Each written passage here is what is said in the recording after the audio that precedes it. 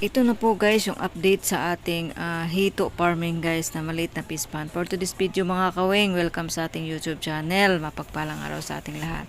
So papakita ko lang sa inyo yung aming mga fish pond rito at yung aking fish pond dito guys. Ayan po yung bago nating, ito ang part 3 guys, yung bago nating gawang fish pond. Ayan po. Noon, so ito po ay part 3 na at ayan po ay medyo malalaki na din guys, no? Ang ating hito konti, no?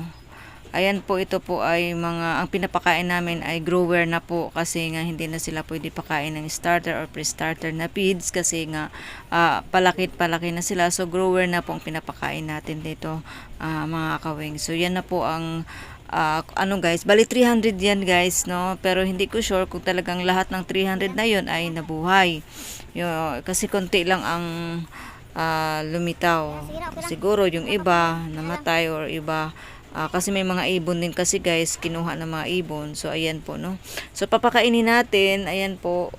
Medyo dami-dami naman na kumakain, ayan.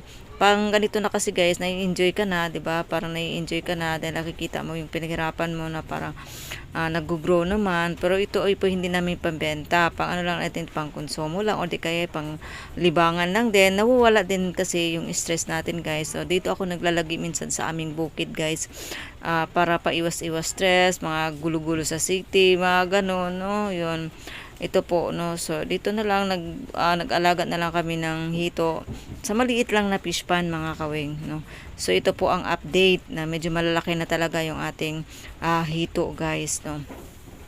So yan kasi ang mga tao rito sa amin guys sa probinsya ay pag-aalaga ng hito kasi marami kasi nag-aalaga ng hito rito para pang-ulam din kasi malayo sa palengke guys. So at least may makukuha na ng ulam ba ganun. So ito naman yung mga kabilaang fish pond din. Ito ay ano din yung aking kapatid dyan po, nagpagawa po siya ng bahay dyan at yan po ay nagluto muna sila sa labas. No, so yung pispan nila guys ay ito, yung aming tubig dito. Ayan po yung manghugas, hindi pa talaga nakahugas yung aking kapatid. Yan po ay hito din ang laman din yan guys. No, may mga pato-pato din kami rito. At yung isang pispan naman ay tilapia po, orange na tilapia po guys, no. Yan po, dito yan sa aming barrio guys sa Davao de Oro. So may marami ding mga pato-pato dyan guys, alaga-alaga ganun.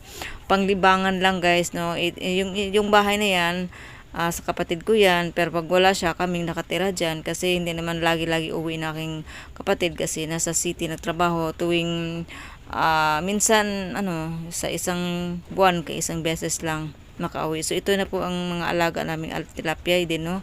Orange tilapia, no, ang ano nila, ang ganda nila tingnan kasi parang nagkumpul-kumpulan sila, parang isa yung direction nila guys. Oo. So ito ay pang ano lang guys, pang libangan tapos at least mawala yung stress natin, no. So ayan po at balang araw makaulam din tayo nito. Hindi ito pambenta guys, bali ano lang ito, pang konsumo lang namin guys balang araw.